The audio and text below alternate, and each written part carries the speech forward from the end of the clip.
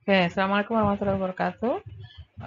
Pada kesempatan kali ini saya ingin menerangkan mengenai penggunaan variabel dummy untuk menyatakan variabel kategori yang kategorinya variabel kualitatif yang kategorinya lebih dari 2. Kalau yang hanya 2 kategori sudah saya jelaskan pada pertemuan sebelumnya, ya. Untuk ini saya akan fokus pada lebih dari 2 kategori. Jadi nanti di sini ya katakan saya punya K kategori lebih dari 2 dari suatu variabel kualitatif. Nanti saya harus mendefinisikan variabel dummy ya sebanyak kategori ini. Kalau ada 3 kategori akan ada 3 variabel dummy. Tapi nanti di dalam pemodelan yang dipakai hanya K-1 variabel dummy saja. Kenapa? Karena nanti akan terjadi istilahnya dummy variable trap. Ya, seperti pertemuan sebelumnya. Kalau saya jelaskan female itu kodenya 1, berarti perempuan. Selain itu pasti laki-laki. Kita tidak perlu definisikan tambahan variabel lain male yang isinya pasti kebalikan dari variabel female. Nah, ini berhubung ada lebih dari 2 mungkin agak susah membayangkannya. Nanti saya kasih contoh di di spreadsheet aja ya, contoh seperti apa tampilan jika kita mendefinisikan variabel dummy yang lebih ya yang menggambarkan lebih dari 2 kategori. Nanti akan muncul masalah multicoloritas istilahnya yang akan menghasilkan dummy variable trap karena seluruh dummy tadi kalau dijumlah pasti bernilai 1.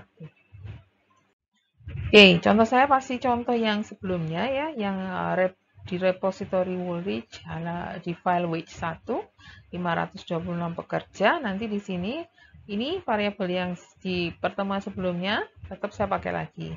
Tapi nanti akan coba saya combine, saya sajikan variabel dummy atau kategori baru yang lebih dari 2 yang sebenarnya adalah kombinasi dari variabel dummy yang ada di sini. Female yang menyatakan 1 kalau perempuan, 0 selainnya, berarti laki-laki. Married juga gitu kan, sebenarnya married itu statusnya ya 1, 0. 1 kalau sudah menikah, 0 yang masih single. Nanti ini mau saya combine sehingga jadi 4 kategori. Apa bunyinya? Bunyinya di sini. Ya, tujuannya untuk melihat atau menentukan apakah antar status perkawinan di setiap gender menimbulkan beda rata-rata gaji per jam. Status perkawinan di setiap gender. Jadi di situ misalkan kita mau tahu ini laki-laki sudah menikah. Ada bedanya nggak sih rata-rata gajinya dengan laki-laki yang belum menikah? Ada bedanya nggak sih dengan rata-rata gaji karyawan perempuan yang belum menikah dan karyawan perempuan yang sudah menikah? Jadi di sini saya mendefinisikan 4 yang sebetulnya kombinasi dari 2 dummy tadi. Di married male, laki-laki sudah menikah. Single male, laki-laki belum menikah. Single female, perempuan belum menikah. Dan di sini married female, perempuan sudah menikah.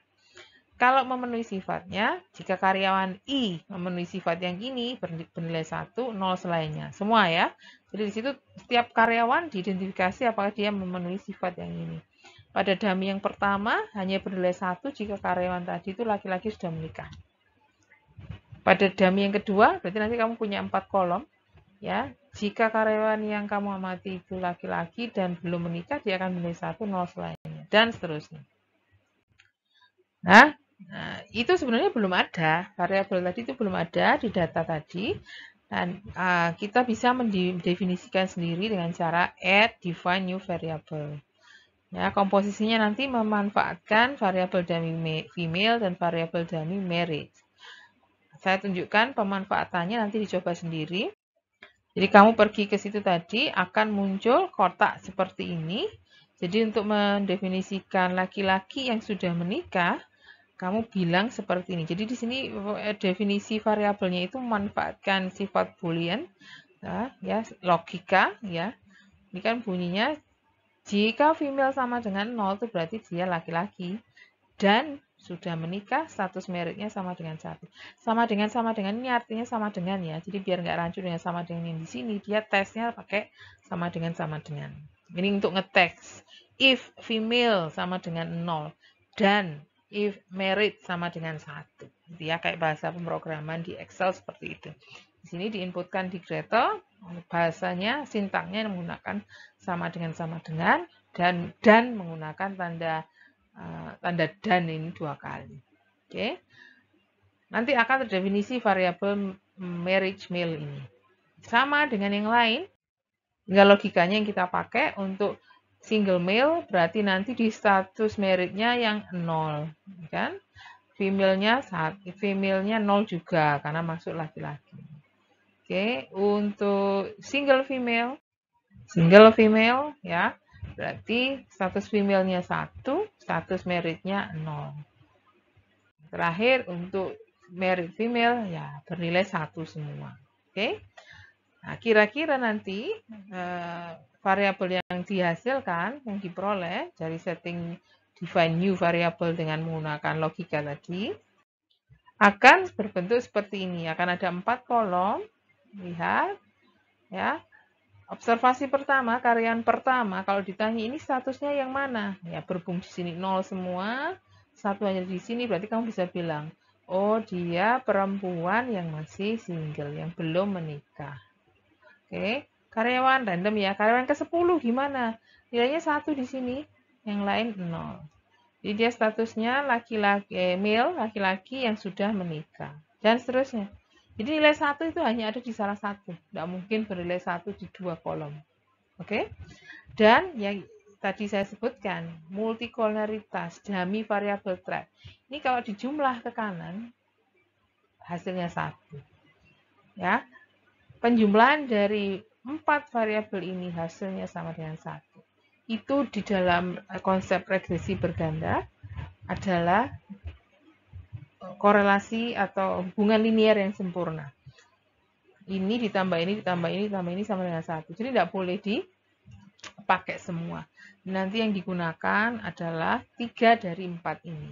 Yang mana terserah. Random aja. Yang tidak dipakai nanti digunakan sebagai referensi. Ya. Untuk dasar atau referensi. Oke, ini saya mendefinisikan model pertama. Mengasumsikan bahwa rata-rata gaji per jam hanya dipengaruhi oleh perbedaan status pernikahan di setiap gender tanpa dipengaruhi oleh variabel-variabel yang lain. Jadi di sini saya nggak pakai variabel lain selain variabel dummy yang barusan saya definisikan. Itu pun saya pakai cuma 3. Ya, yang marriage female tidak saya pakai, nanti dipakai sebagai referensi. Bagaimana menginterpretasikan masing-masing betanya nanti? Seperti pertemuan sebelumnya, materi sebelumnya, saya akan menggunakan konsep nilai harapan bersyarat. Jadi di sini, model ini, nilai harapan bersyarat yang saya maksud adalah syarat ketika salah satu dummy ini bernilai 1. Kalau ini 1, yang lainnya pasti 0 kan ya? Ya, jadi misalkan, ketika marriage female, perempuan, tunggu. Marriage, iya betul. Ketika perempuan yang sudah menikah, ya itu ketika variabel marriage female sama dengan 1, itu artinya karyawan yang kamu amati adalah karyawan perempuan yang sudah menikah. Nilai ini sama dengan 1, di sini kan nggak ada. Kalau dummy yang ini bernilai 1, berarti dummy yang lain pasti 0. Ya, tadi kolom spreadsheet yang saya tunjukkan kan sudah kamu lihat sendiri. Ketika salah satu 1, yang lainnya pasti 0. Salah satu dummy bernilai 1, dummy yang lain pasti 0.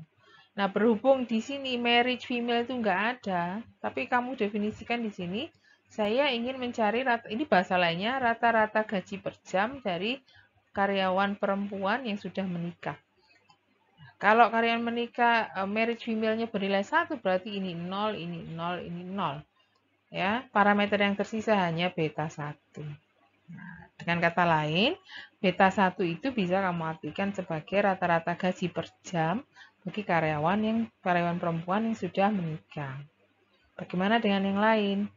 Lihat ya, yang ada di sini kan marriage male, berarti marriage male itu untuk karyawan yang laki-laki yang sudah menikah. Jika dia bernilai 1, maka ya variabel ini 1, ini 0, ini 0. Yang muncul di dalam nilai harapan hanya beta 1 dan beta 2. Oke? Bisa dipahami ya, beta 1 dan beta 2 ini dijumlah. Jadi kalau ditanya, apa sih bunyinya ini? Secara praktiknya, rata-rata gaji per jam dari karyawan laki-laki yang sudah menikah, ya, itu bunyinya beta 1 plus beta 2. Nanti kalau sudah dapat penduga, baru dapat angkanya. Selainnya sama, untuk single male berarti di situ kamu cari, ya, untuk single male itu laki-laki yang belum menikah, maka variabel yang lain ini pasti 0. Nah, ketika ini dan ini 0, maka nilai harapan hanya memunculkan beta 1 dan beta 3. Ya, jadi di sini bunyinya nanti rata-rata gaji karyawan laki-laki yang belum menikah sebesar beta 1 plus beta 3. Sedangkan yang ini rata-rata gaji karyawan perempuan yang belum menikah rata-ratanya beta 1 plus beta 4. Karena yang di sini yang bernilai 1 lainnya 0. Oke? Oke, jadi modelnya ada 4 tadi, model nilai harapan. Saya bisa bilang kalau yang model 1, kan hanya 1 parameter ya, bisa kamu nyatakan sebagai ini, rata-rata gaji ya. Satu kelompok karyawan perempuan berkeluarga. Nah, kalau yang ini saya tidak bisa bunyikan sendiri, saya harus compare dengan yang 1 untuk menghilangkan beta 1-nya. Ya, kalau mau membunyikan beta 2, saya harus melakukan perhitungan selisih antara 2 dan 1. Ya, kalau ini sendiri sih bisa dijelaskan tadi pakai cerita yang tadi. Ini berarti rata-rata gaji karyawan laki-laki yang sudah menikah. Tapi kalau mau menginterpretasikan beta 2 bagaimana? Ya itu tadi. Ya, cari selisihnya. Ya. Jadi kalau mau menginterpretasikan beta 2, saya cerita bahwa beta 2 itu selisih antara rata-rata gaji per jam karyawan laki-laki berkeluarga yang sudah menikah dan karyawan perempuan yang sudah berkeluarga. Untuk yang lainnya juga begitu, selalu di-compare relatif terhadap yang dasar ini tadi. Karena bentuk beta 1 kan muncul di semua ini, akan hilang kalau dikurangi dengan 1. Jadi di sini 3 kurangi 1, ya akhirnya beta 3. 3 kurangi 1, di situ artinya kamu mencari selisih rata-rata gaji per jam antara karyawan laki-laki single dengan karyawan perempuan berkeluarga. Demikian pula dengan yang 41. Sama, ya. Ini saya langsung kasih output model yang menggunakan 3 variabel dummy, ya, yang satu nggak dipakai sebagai referensi. Di sini yang signifikan di bagian konstan dan dummy marriage meal. Yang lainnya nggak signifikan. Biarkan saja, kan ini harus ditaruh semua, nggak mungkin dihapus. Taruh semua, interpretasinya nanti yang kita coba sesuaikan dengan signifikansi. Nah, saya tampilkan bentuk yang belum diduga, bentuk populasi. Ini hasil pendugaan. 4,57 saya terjemahkan sebagai rata-rata gaji per jam karyawan perempuan yang sudah berkeluarga.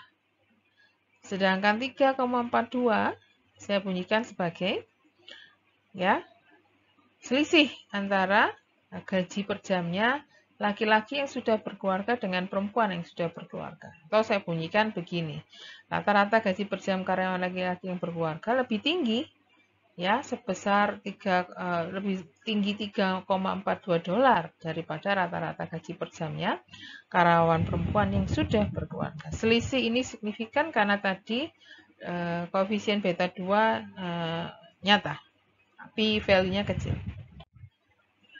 Yang dua belakang ini nilainya 0,6 sama 0,04. Penjelasannya sama seperti saya menjelaskan yang 3,42, tinggal diganti kelompok yang dibandingkan. Jadi perbandingannya di sini adalah gaji per jam karyawan laki-laki single lebih tinggi 0,62 daripada gaji rata-rata karyawan perempuan yang sudah berkeluarga.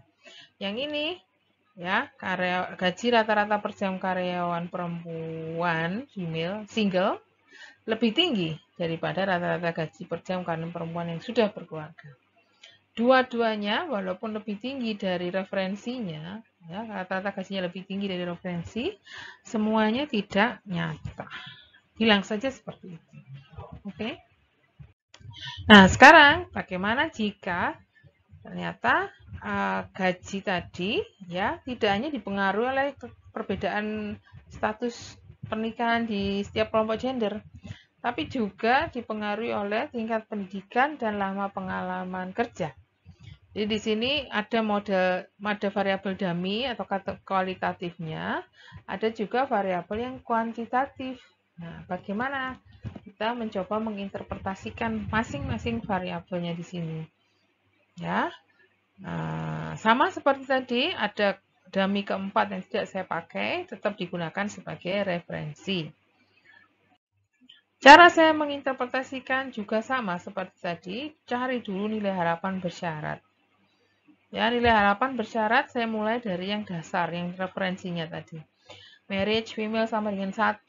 Sama dengan 1 artinya dummy yang ini 0, dummy yang ini 0, dummy yang ini 0. 0 semua, beta 2, beta 3, beta 4. Jadi yang muncul di dalam nilai harapan model itu hanya beta 1, beta 5, dan beta 6. Ini kan? Nah, berarti kalau ditanya, berapa sih rata-rata gaji perempuan yang sudah berkeluarga? Ini bentuknya, tapi di situ pun masih tergantung dari tingkat pendidikannya, lama tahun pendidikan, dan lama tahun pengalaman. Oke. Untuk yang lain, sama. Jika saya masukkan kategori atau syarat di mana saya fokusnya ke karyawan laki-laki yang sudah menikah, berarti variabel male ini 1 nilainya, maka yang ini 0, yang ini 0. Saya akan punya beta 1 plus beta 2 plus yang belakang. Jadi ini selalu ikut karena dia sama sekali tidak dipengaruhi oleh dummy. Gitu ya. Yang ini untuk yang beta 3 berarti single male, laki-laki single, tidak berkeluarga. Beta 5 dan beta 6 masih ikut. Yang ini untuk perempuan single, ya. Yang muncul di persamaan adalah beta 1 plus beta 4, beta 5, dan beta 6. Ya. Oke. Nah, dari 1, 2, 3, 4, bagaimana interpretasi masing-masing? Nah, jadi kalau beta 1 tidak harus diinterpretasikan. Aneh juga kalau dinyatakan, di sini rata-rata gaji per jam ya pada perempuan yang berkeluarga ketika level pendidikannya 0, lama tahunnya 0, kan aneh di sini. Ini nggak usah diterjemahkan tidak apa beta 1. Tapi kalau kamu ingin mengukur yang ini, beta 5 dan beta 6 bisa ya sama seperti yang sudah kalian pelajari sebelum-sebelumnya. Jadi di sini beta 5 ya mengukur besar rata-rata kenaikan gaji per jam untuk setiap tahun penambahan lama pendidikan pada pengalaman kerja yang sama. Ya, beta 6 juga begitu. Mengukur besar rata-rata kenaikan gaji per jam untuk setiap tahun penambahan lama pengalaman kerja pada lama pendidikan yang sama. Ya, tapi di situ ini tidak dibedakan pengaruhnya ke kelompok yang mana. Ini berlaku umum untuk seluruh kelompok karyawan tadi.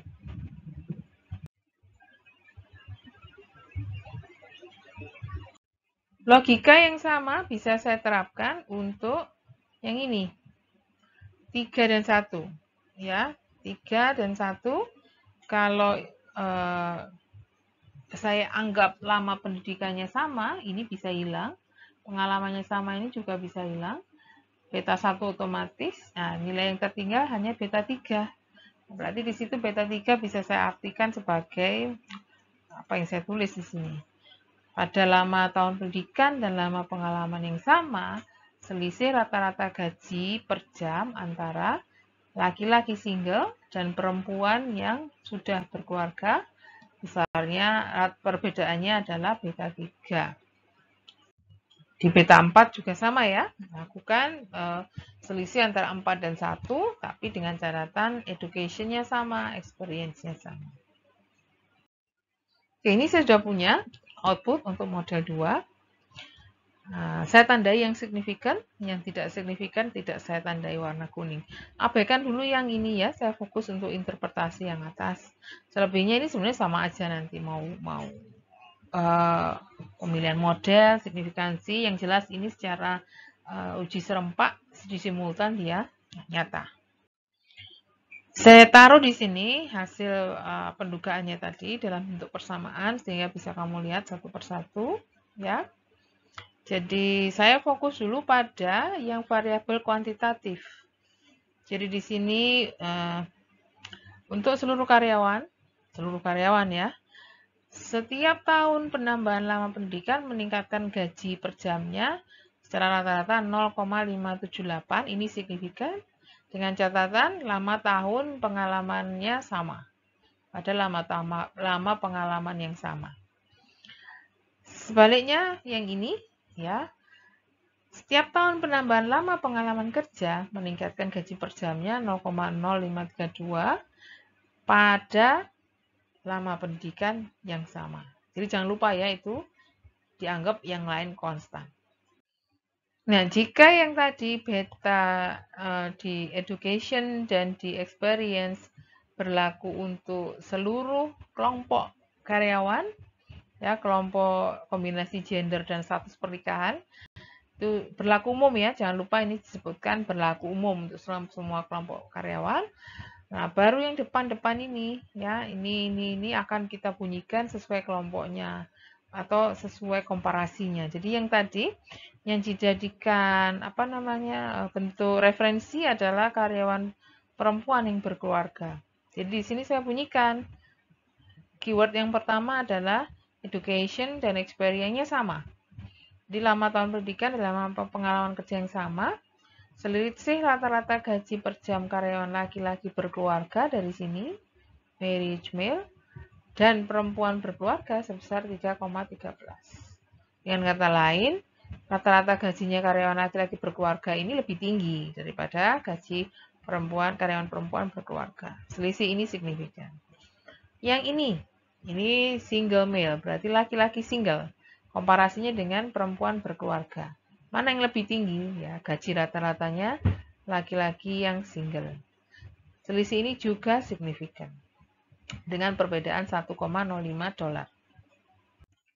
Untuk yang 0,627, saya mengcompare gajinya single female ya, perempuan single dengan perempuan yang tadi referensinya perempuan berkeluarga. Dengan catatan lama pendidikannya sama, pengalaman kerjanya sama. Beda rata-rata gajinya 0,627 tapi tidak signifikan. Gitu ya. Jadi jangan lupa kalau ada variabel kuantitatifnya itu kamu interpretasikan, parameternya kamu interpretasikan sama seperti sebelum-sebelumnya, tapi dengan catatan dia berlaku umum untuk seluruh kategori dan variabel kuantitatif yang lain dianggap tidak ada perubahan pada tingkat yang sama. Sedangkan yang ini yang untuk daminya kita interpretasikan sebagai selisih-selisih tadi dengan catatan yang variabel kuantitatifnya juga berada di kategori di nilai yang sama, tidak ada perubahan. Nah, nanti ya variabel dummy juga bisa dipakai untuk menentukan selisih-selisih seperti tadi itu, selisih rata-rata antar kategori. Jika variabel dummy-nya itu seolah-olah menunjukkan urutan atau ordinal ya, sifat ordinal. Jadi kategorinya itu bersifat ordinal. Di sini saya pakai file yang lain ya, dummy CSV, saya lampirkan juga di forum Google Classroom. Sama tentang wage, tapi di situ gajinya per minggu. Kemudian angka sampelnya jauh lebih besar, 935. Nah, dari variabel yang diamati selain gaji per minggu, ada variabel IQ, ya IQ-nya karyawan, dan pendidikan terakhir dalam 4 level. Namanya eduk, tapi eduknya bukan lama tahun. Kalau yang tadi kan dalam lama tahun. Kalau ini dalam bunyi, pendidikan terakhirmu apa? SMP kah, SMA kah, S1 atau S2? Yang menunjukkan peringkat ya. Kalau SMP itu lebih rendah daripada SMA, SMA lebih rendah daripada S1, S1 lebih rendah daripada S2. Tapi antar ini kan nggak ada artinya. Apakah benar selisih pendidikannya SMP dan SMA itu nanti misalkan selisihnya 3 tahun, SMA ke S1 berapa tahun, S1 ke S2 berapa tahun, kan nggak comparable ya. Nah, kalau variabel yang kuantitatif, selisihnya jelas, 1 ke 2 selisihnya 1, 2 ke 3 selisihnya 1, 3 ke 4 selisihnya juga 1. Kalau ini kan enggak. Ya, tidak ada difference yang standar dari SMP, SMA, S1 dan S2 ini. Dan juga tidak berarti bahwa jika selisihnya 3 tahun kemampuannya 3 kali lipat. Itu kan tidak berarti seperti itu. Ini variabel ordinal yang memang harus digambarkan dalam dummy variabel di kasus ini.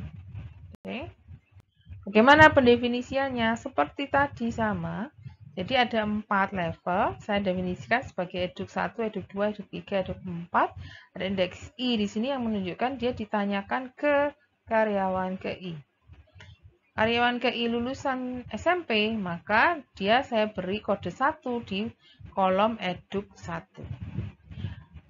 Sebaliknya, jika karyawan tadi atau yang lain ya, karyawan KI yang lain lulusan SMA, maka kode satunya saya letakkan di kolom variabel eduk 2i. Eduk 3i akan bernilai 1 atau kolom yang saya beri nilai 1 itu pada eduk 3i jika karyawan tadi lulusan S1, yang eduk 4 lulusan S2. Oke. Nanti walaupun ada 4, saya pakainya hanya 3 saja. Untuk menghindarkan multikolonialitas ya atau dummy variable trap yang tadi. Di contoh saya yang model 3 yang saya pakai adalah yang 1, 2, 3 membuang yang tingkat pendidikan terakhir. Nanti yang tingkat pendidikan terakhir ini saya gunakan sebagai referensi. Ya. Nah, setiap parameter nanti sama seperti contoh saya yang sebelumnya. Yang pakai marriage male ya, single male dan seterusnya tadi. Beta 2, 3, 4 ini nanti bisa saya pakai sebagai saya interpretasikan sebagai selisih rata-rata gaji antar kelompok ya, kelompok dengan kelompok referensi. Ya, jadi referensinya tingkat pendidikan tertinggi. Jadi nanti saya selalu compare dengan tingkat pendidikan tertinggi. Oke. Ya, seperti ini tadi kan konsepnya ya. Jadi selisih setiap model dengan 4 level pendidikan tertinggi dapat dipakai untuk menginterpretasikan parameter yang bersangkutan. Jadi kalau 1 dan 4 ya parameter beta 2 nanti yang saya interpretasikan, 2 dan 4 beta 3, 3 dan 4 beta 4. Jika ini semua positif, maka artinya kelompok 1 lebih tinggi daripada kelompok 4. Sebaliknya, kalau beta 2 negatif, maka rata-rata gaji yang di kelompok terakhir ini lebih tinggi daripada yang ini, gitu ya. Jadi kalau plus artinya kelompok yang ini jauh lebih tinggi dari kelompok referensi. Kalau ini minus, maka kelompok referensi justru lebih tinggi, balikan ya. Kalau ini plus, referensi paling rendah. Kalau ini minus, referensi nanti justru yang paling tinggi. Nanti akan kalian lihat. Sifat ordinal akan kelihatan dari situ. Ini outputnya, ya. Nah, ini seperti yang saya bilang tadi, ini minus semua. Jadi ini pendidikan tingkat pendidikan paling rendah, lulusan paling rendah, lulusan yang kedua, lulusan yang ketiga, peringkatnya, yang peringkat keempat kan referensi. Jadi kalau lihat bentuknya ini nanti referensi itu pasti yang rata-rata gajinya paling tinggi. Coba saya tampilkan dengan konsep yang tadi. Jadi dua angka ini, beta 1 tadi referensinya, beta 1 dapat diterjemahkan sebagai rata-rata gaji per minggu bagi karyawan lulusan S2 yang kita gunakan sebagai referensi. Ya, karena kalau lulusan S2 di situ berarti eduk 2, eduk 4-nya kan bernilai 1, yang lainnya 0. Ini 0, 0, 0. Jadi nilainya hanya ada yang aktif hanya 1143,37 ini, ya. Nah, di situ berarti 1143,37 adalah rata-rata gaji mingguan bagi karyawan dengan tingkat pendidikan tertinggi lulusan S2. Bagaimana saya membunyikan 369,12? Selisih. Saya bunyikan itu sebagai ya karyawan lulusan SMP rata-rata gaji mingguannya itu lebih rendah daripada karyawan lulusan S2. Bedanya berapa? Ini 369,12. Selisih ini signifikan karena tadi secara parsial nyata, ya. Yang ini untuk menerjemahkan min 280,69 sama seperti tadi. Ya. Rata-rata gaji karyawan lulusan SMA Eduk 2 ini lulusan SMA ya, lebih rendah ya daripada lulusan S2. Bedanya 280,69 yang juga signifikan. Nah, yang ini 147 itu selisih dari dari rata-rata gajinya S2 dengan lulusan S1. Karena sifat kategorinya tadi bisa kamu lihat, sifat ini gapnya kan, ya. Semakin dekat dengan referensi kan tadi yang paling tinggi, ya, maka selisihnya semakin kecil. Eduk 1 dan Eduk 4 kan jauh, lulusan SMP dengan lulusan S2 kan jauh gapnya, maka beda gajinya juga sangat besar. Ini mengecil, ya, di sini paling kecil, gitu ya. 14143 ini basicnya, ya, berkurang sekian kalau selisihnya hanya ini S2, ini S1. Berkurang sekian kalau di-compare dengan yang lulusan SMA. Selisih besar sekali jika di-compare dengan level pendidikan terendah SMP. Jadi semakin jauh gap-nya. Nah, itu yang terjadi di kasus variabel kualitatif yang bisa diurutkan sesuai skala seolah-olah terendah sampai tertinggi, ordinal. Sekarang saya dengan cerita yang sama tapi saya balik ya, saya tuker. Yang dibuang itu bukan level pendidikan tertinggi tapi level pendidikan terendah. Yang saya buang yang eduk 1. Sama seperti tadi tujuannya menghindari dummy variable trap. Tapi saya milihnya yang paling rendah karena saya akan coba tunjukkan sifat ordinal tadi. Ya kalau tadi kan menurun gitu loh. Konsepnya sudah benar. Yang paling tinggi yang gaji pendidikan tingkat paling tinggi berkurang semakin turunnya level pendidikannya. Nah, sekarang bagaimana kalau yang saya jadikan referensi yang tingkat pendidikan paling rendah? Harapannya sih meningkatkan ini ya. Dari yang paling rendah nanti bertambah. Nah, hasilnya nanti akan terlihat kalau koefisien pendugaan parameternya akan plus. Ya, jadi di sini nanti beta 1 itu referensi ya jika karyawan masuk ke tingkat pendidikan terakhirnya yang paling rendah. Bertambah untuk tingkat pendidikan berikutnya, bertambah dengan koefisien yang berbeda. Pada level pendidikan yang 3, yang 4 bertambah lagi, beda lagi. Jadi semua beda penambahannya. Nah, nanti secara karena ini ordinal akan kamu lihat sendiri angka-angka ini nanti semakin besar karena gapnya yang semakin besar. 1 dan 4 jaraknya akan semakin besar. Maka beta 4 ini akan besar angkanya relatif dibanding yang beta 3. Karena beta 3 ini membandingkan yang 1 dan 3 yang jaraknya lebih kecil daripada 1 dan 4. Gitu ya. Jadi akan dipakai untuk menginterpretasikan jika kita bisa menentukan selisih antara masing-masing persamaan ini dengan 1. Karena 1 adalah referensinya.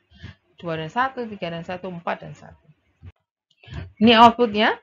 Nah, sesuai dengan yang saya dikasihkan tadi, ini semua positif. Ya, kenaikannya juga increasing kan, habis 88, 221, 369, semakin besar. Ya, karena ini masing-masing tadi kalau kamu lihat di teorinya menunjukkan perbedaan antara rata-rata respon gaji di sini ceritanya dengan dibanding antara kelompok yang ini relatif terhadap kelompok referensi. Kelompok referensinya level pendidikan terendah. Otomatis semakin lama semakin tinggi. Ini ya saya taruh di sini koefisien-koefisien tadi dengan coba interpretasikan. 774,25 akan berbunyi kalau semuanya 0. Ya, di sini 0, 0, 0 artinya level pendidikan yang di pendidikan terakhirnya karyawan ke I itu lulusan paling rendah SMP. Ya, jadi saya bunyikan rata-rata gaji mingguan karyawan lulusan SMP sebesar 774,25. Kalau ingin membunyikan 88,42 ya berarti kamu masuk kategori yang level pendidikan SMA yang kedua, tapi ini adalah selisih antara dia dengan gaji yang di level pendidikan ini dengan rata-rata gaji karyawan lulusan yang paling rendah tadi. Jadi saya bunyikan di sini. Kalau lulusan SMA itu gajinya lebih tinggi daripada yang lulusan SMP dengan selisih 88,42. Selisihnya signifikan. Kalau tadi kan lebih rendah ya, model 3. Ini lebih tinggi. Karena compare-nya dengan yang level pendidikan terendah. Untuk 2241,42 dan 369,12 sama ceritanya ya. Gaji karyawan mingguan untuk pendidikan terakhir SMA itu S1 lebih tinggi daripada gaji lulusan SMP, selisihnya sekian. Signifikan juga. Yang ini lulusan S2 gajinya lebih tinggi daripada lulusan SMP dengan selisih 369,12. Oke. Nah, jadi kelihatan ya di situ ordinal itu tercermin dari ini juga naik nilainya karena gapnya semakin besar ya, gap semakin besar di kategorinya, maka beta itu akan semakin meningkat. Oke. Nah, selain itu tadi, selain selisih-selisih, model ini juga bisa saya pakai untuk menentukan rata-rata gaji karyawan per minggu di setiap kategori pendidikan terakhir. Model yang mana Bu yang bisa saya pakai? Dua-duanya bisa, hasilnya akan sama. Saya tampilkan di situ model 3 dan model 4 ya. Model 3 begini, nggak pakai eduk 4, model 4 tidak pakai eduk 1 saja. Saya ingin mencoba menyajikan berapa rata-rata gaji karyawan dengan pendidikan terakhir SMA. Pendidikan terakhir SMA itu kan eduk 2 ya. Di sini eduk 2, di sini eduk 2. Eduk 2-nya di sini berkoefisien min 280, yang di sini berkoefisien 88,42. Tapi kalau mau interpretasi, ya jangan lihat ini saja, kan tadi teorinya ada. Jika ingin menginterpretasikan rata-rata gaji karyawan yang lulusan SMA, berarti saya harus mencari nilai harapan dari model ini dengan syarat eduk 2-nya bernilai 1. Nah, kalau eduk 2 bernilai 1, otomatis eduk 2 ya. Eduk 1 dan 3-nya kan 0. Nah, beta 2, 0 kali 0, beta 4 kali 0. Yang ada hanya beta 1 plus beta 3. Ini ketika saya menggunakan model 3. Beta 1 plus beta 3, beta 1-nya berbunyi 1143,37. Beta 3 berbunyi min 280,69. Cari hasilnya 862,68. Ini ketika saya berangkat dari model 3. Bagaimana jika saya pakai model 4? Sama. Ya, saya pakai model ini untuk mencari nilai harapan bersyarat pada eduk 2 yang nilainya 1. Eduk 2 bernilai 1, maka yang muncul nanti hanya 774 dan 88,42 plus semua. Yang ini 0, yang ini 0. Saya hitung jumlahnya juga sama, beda selisih itu hanya karena pembulatan saja. Jadi nanti kalau kamu mau mencari rata-rata gaji karyawan mingguan dengan pendidikan terakhir S1 ya cari. Yang S1 itu kan eduk 3 ya. Di model 3 maupun model 4 akan menghasilkan hasil yang sama. Oke. Pembulatan saja ya kalau sampai ada beda selisih di koma, di angka di belakang koma. Ini kira-kira bentuknya kalau saya menggambarkan garis ya yang merepresentasikan model bagi setiap kelompok kategori ordinal tadi. Jadi yang paling rendah ini adalah miliknya referensi di mana level kategorinya paling rendah. Nah, level kategori peringkat 2, peringkat 3, peringkat 4 akan tandanya akan sinkron ya naiknya urutannya dengan penambahan.